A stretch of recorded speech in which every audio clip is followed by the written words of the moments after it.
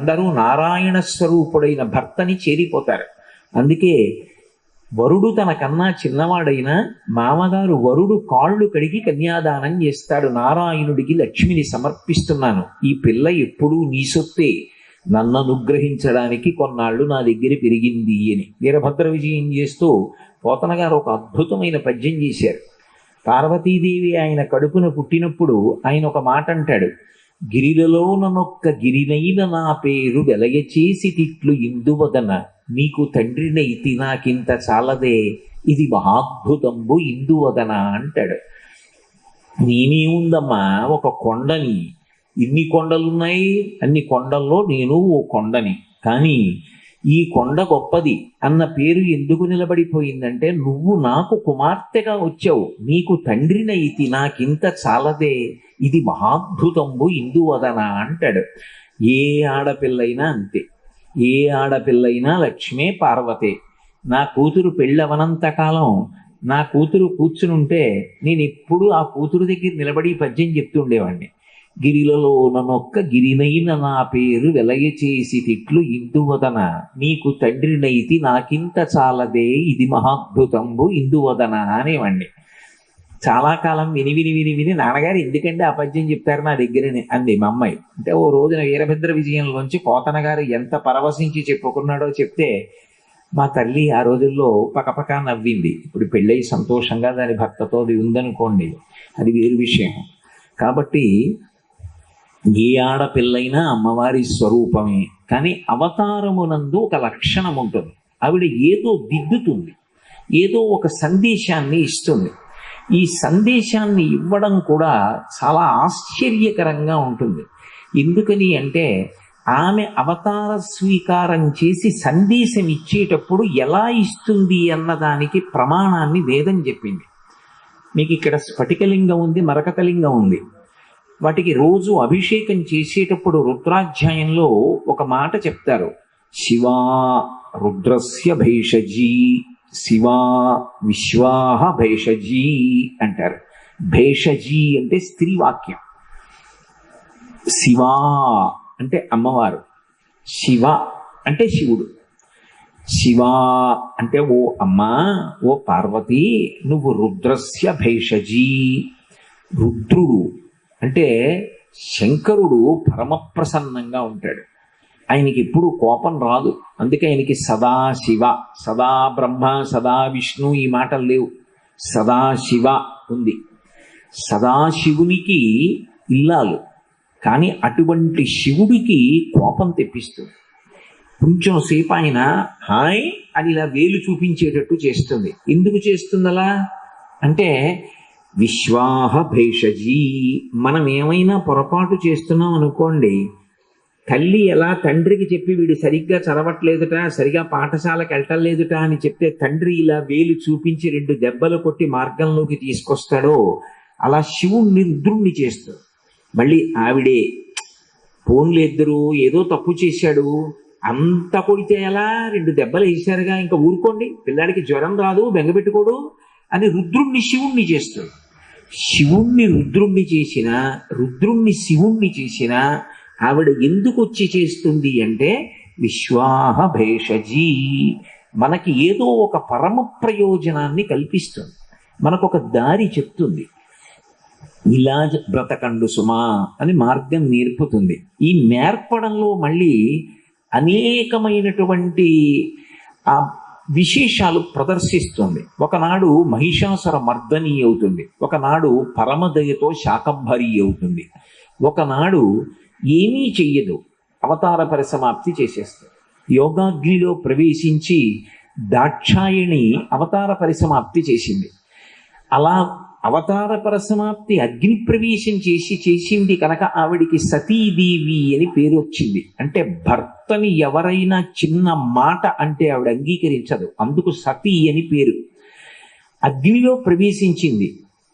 ఇప్పుడు శివుడు రుద్రుడయ్యాడు, దక్షయజ్ఞ ధ్వంసం చేశాడు. మళ్ళీ వెళ్ళి ఆయన కాళ్ళు పట్టుకున్నారు, శివుడై రక్షించాడు. అగ్ని ప్రవేశం చేసి శివుణ్ణి రుద్రుణ్ణి చేసి నిరీశ్వర యాగములు చెయ్యకండి, శివనింద చెయ్యకండి, శివదూషణ చెయ్యకండి, అది పరమ భయంకరం. దానివల్ల ఎవ్వరూ కూడా లోకంలో అభ్యున్నతిని పొందరు. మనకి చూడండి, చరమ సందేశము అంటారు. మనిషి శరీరాన్ని విడిచిపెట్టే ముందు ఏదైనా ఒక మాట చెప్తే న్యాయమూర్తి వచ్చి వ్రాసుకున్నారనుకోండి, అది పరమసత్యంగా పరిగణిస్తారు. అందుకే ఆవిడ లోకానికి ఏదైనా ఒక పరమ సత్యమైన మార్గాన్ని చెప్పవలసి వస్తే అవతార పరిసమాప్తి చేస్తూ చెప్తుంది.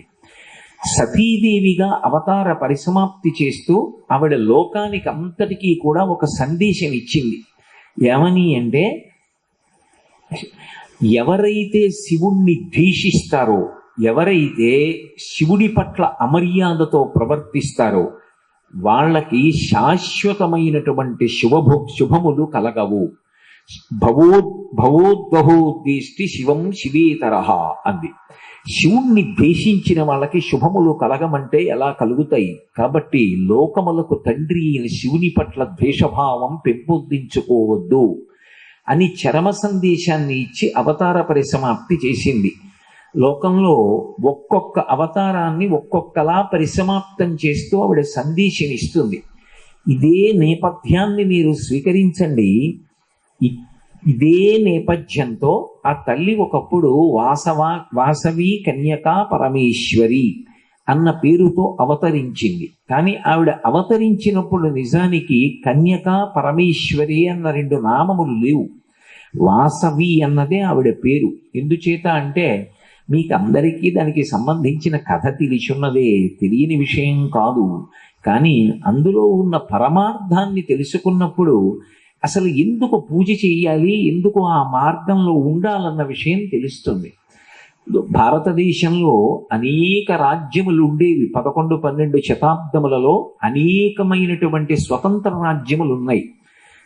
కురు, పాంచాల, కోసల, కాశీ, మజ్జి, వల్ల, అంగ, మగధ, వత్స, మత్స్య, ఛేది, అవంతి, గాంధార, కాంభోజ, సౌరాష్ట్ర, ఆశ్మక, వేంగి, ఇలా ఎన్నో రాజ్యాలు.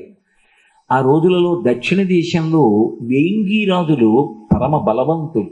విష్ణువర్ధనుడు అని ఆయన పరిపాలిస్తున్నటువంటి కాలం. పశ్చిమ గోదావరి జిల్లాలో ఇప్పటికీ ఉంది పెనుగొండ అని. ఆ పెనుగొండని రాజధానిని చేసుకుని చుట్టుపక్కల ఉన్న కొన్ని గ్రామాలు పట్టణాలతో కలిపి సామంతరాజుగా కుసుమశ్రేష్ఠి అనబడేటటువంటి ఒక వైశ్యుడు రాజ్య పరిపాలన చేస్తున్నాడు. మనకి వేదం ఒక మాట చెప్తుంది, ఎక్కడికైనా వెళ్ళినప్పుడు బ్రాహ్మణుడైతే పూజ చివర శర్మ అని కలుపుకోవాలి.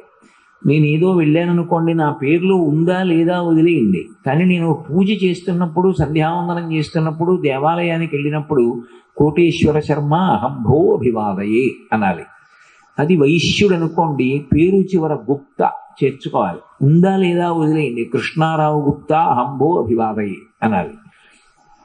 క్షత్రియుడు అనుకోండి వర్మ చేర్చుకోవాలి. తదితరులు అనుకోండి దాస శబ్దాన్ని కలుపుకోవాలి. అది వేదం విధించింది, వారి వారి కర్తవ్యములుగా చేస్తారు అన్న ఉద్దేశ్యంతో. ఆయన శ్రేష్ఠి అంటే దాని అర్థం శ్రేష్టమైనటువంటి వాడు. దీని చేత శ్రేష్టత్వం వస్తుంది అంటే పురుష సూక్తంలో ఒక విషయం చెప్తారు. ఊరు తదస్య యద్వైశ్య పద్భ్యాగం శూద్రో అజాయత అని విరాట్ పురుషుని యొక్క స్వరూపం చెప్తారు. అది పక్షపాతరహితంగా తెలుసుకోవాలి. ఎవరిని చిన్నబుచ్చి మాట్లాడడం ఉండదు వేదానికి. అందరూ పరమేశ్వరుడి బిడ్డలు, ఎవరినీ చిన్నబుచ్చదు. మీకు నేను అసలు ఒక పెద్ద సత్యం చెప్పాలంటే, యథార్థానికి యజ్ఞోపవీతం ఉండి ఉపనయనం చేసుకుని 3 కాలముల యందు గాయత్రి చేసి తరించవలసినటువంటి వాడికి పేర్కొనబడినటువంటి విధి విధానం కన్నా ఉపనయనం చేసుకునేటటువంటి అవకాశం లేకపోయినా సూర్య భగవానుడి వంక తిరిగి స్కాంద పురాణాంతర్గతమైన స్తోత్రాన్ని ఒక్కసారి చెప్పినంత మాత్రం చేత ఉపనయనాధికారం లేనివారు 3 పూట్ల సంధ్యావందనం చేసి సహస్ర గాయత్రి చేసిన ఫలితాన్ని పొందుతున్నారు అన్నారు. ఎవ్వరినీ చిన్నపుచ్చదు వేదం. అందరూ భగవంతుని యొక్క బిడ్డలు. బ్రాహ్మణోస్య ముఖమాసీత్, బ్రాహ్మణులు ముఖమండలంలో ఉంటారు అన్నారు. ఎందుకని అంటే ఈ క్రింద ఉండేటటువంటి శరీరాన్నంతటినీ నడిపించడానికి కావలసిన ఆజ్ఞ శిరస్సు నుండి వస్తుంది. బ్రాహ్మణుడు శాస్త్రాన్ని చదువుకోవాలి, పక్షపాతం లేకుండా శాస్త్రం మాట్లాడాలి, సమాజమునకు మంచి దారి చూపించాలి. అందుకని బ్రాహ్మణోస్య ముఖమాసీత్ బాహూరాజన్యకృత. క్షత్రియుడేం చేయాలి? తను సహజంగా చనిపోవడం కాదు, బలహీనుడైన వాణ్ణి బలవంతుడైన వాడు పాడు చేస్తుంటే బలహీనుణ్ణి రక్షించడానికి యుద్ధానికి వెళ్ళి చచ్చిపోవాలి. అందుకని బలమున్నవాడై ఉండాలి. అందుకని బాహూరాజన్యకృత. విరాట్ పురుషుని యొక్క బాహువులు క్షత్రియులైనారు. భూరు తదస్య యద్వైశ్య. వైశ్యులు విరాట్ పురుషుని యొక్క తొడలై ఉన్నారు. ఎందుకు తొడలన్నారు అంటే శరీరంలో అన్ని అవయవాలు కన్నా లావుగా ఉండవలసినది ఏది అంటే తొడ. తొడలు బలంగా లేవనుకోండి, తొడలు బలహీన పడిపోయాయి అనుకోండి, సన్నగా అయిపోయాయి అనుకోండి, ఇక చలనం ఉండదు. ఈ పైన ఉన్నటువంటి శిరస్సు ఆజ్ఞాపించిన ఓ శరీరమా నువ్వు కదులు, కన్యకాపరమేశ్వరి దేవాలయానికి వెళ్ళాలి, ప్రవచనం చెయ్యాలి, నువ్వు కదులు అన్న ఈ శరీరం కదలలేదు. ఎందుకంటే ఈ పైన ఉన్నటువంటి బరువుని ఆజ్ఞని గమనశక్తి ఉన్నటువంటి కాళ్ళని కలిపి నడవడానికి బలంతో మోసేదేది అంటే తొడ. ఈ తొడ నిప్పి చేసింది అనుకోండి, తొడ మీద పుండు పుట్టిందనుకోండి, అసలు కూర్చోవడం కష్టం. తొడ కింద పుండేసింది అనుకోండి, నేను ఎలా కూర్చుంటా, ఎలా అనుష్ఠానం చేస్తా? తొడ నిప్పెట్టింది అనుకోండి, గమనశక్తి ఏది, ఎలా కదులుతా? ఏమీ చెయ్యలేడు, చాలా కష్టపడిపోతాడు. తొడలు బలంగా ఉండాలి. అంటే వాణిజ్య వ్యాపారముల యందు నిమగ్నమైనటువంటి వైశ్యులు పరిపుష్టంగా ఉన్నప్పుడే విరాట్ పురుషుడైనటువంటి సమాజం అంతా కూడా బలంగా ఉంటుంది అని దాని అర్థం. అందుకని ఊరు తదస్య యద్వైశ్య పద్భ్యాగం శూద్రో అజాయత. ఇది చిన్న పుచ్చి చెప్పిన మాట కాదు. ఇప్పుడు నా తల ఒక ఆజ్ఞ చేసింది అనుకోండి, పాదములు పాడవకుండా మాట్లాడాలి. కన్యకాపరమేశ్వరి దేవాలయానికి బయలుదేరు అన్నప్పుడు క్షేమకరమైన మార్గాన్ని చెప్తుంది తప్ప గాజు పెంకుల్లో నడిచి వెళ్ళు అని చెప్పదుగా. ఇది చెప్పినా నడవడానికి పాదాలు లేవనుకోండి, ఎక్కడెడతాడు? గమనశక్తి ఏది, అసలు కదలడానికి అవకాశం ఏది? అందుకని 4వ వర్ణము వారు పాదములై ఉన్నారు. ఇప్పుడు మీరు ఒక్క మాట చెప్పండి, నిజానికి తల ఎంత గొప్పదైనా వీటి సహకారము లేని నాడు గమనము లేదు. ఆ శరీరం శవం పడిపోయినట్టు పడిపోయి ఉంటుంది. ఎవరి గౌరవం వారికి ఇచ్చారు. ఇది మంచి ఆలోచించి చెప్పాలి. తల ఎప్పుడూ యోగక్షేమాలు చూసి చెప్పినట్టు. తదనుగుణంగా పాదములు కదులుతాయి.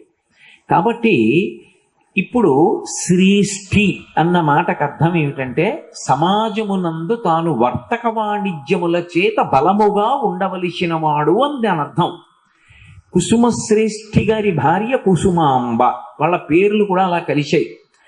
పార్వతీ పరమేశ్వరుల పేర్లు కూడా విడివిడి ఉండవు. శివ శివా, హంస హంసిని, భవ భవానీ అలా ఎలా ఉంటాయో వాళ్ళిద్దరి పేర్లు కూడా అలా కలిశాయి. కుసుమశ్రేష్ఠి, కుసుమాంబ అన్నీ ఉన్నాయి. ఉండవలసిన దానికన్నా ఒకటి ఎక్కువ ఉంది. ఏమిటి అంటే కేవలముగా ఐశ్వర్య పరిపుష్టే కాదు, రాజ్య పరిపాలనాధికారం కూడా ఉంది. అది ఇంకొకరికి ఉండవలసింది, అది కూడా ఉంది. ఇది పెనుగొండని రాజధానిని చేసుకుని పరిపాలిస్తున్నాడు, కానీ ఒక్కటే లేదు. ఏమిటది అంటే సంతానం లేదు. సంతానం లేకపోతే కొంతకాలం జీవితం సంతోషంగా ఉంటుందేమో, కానీ నిజానికి ఒక వయసు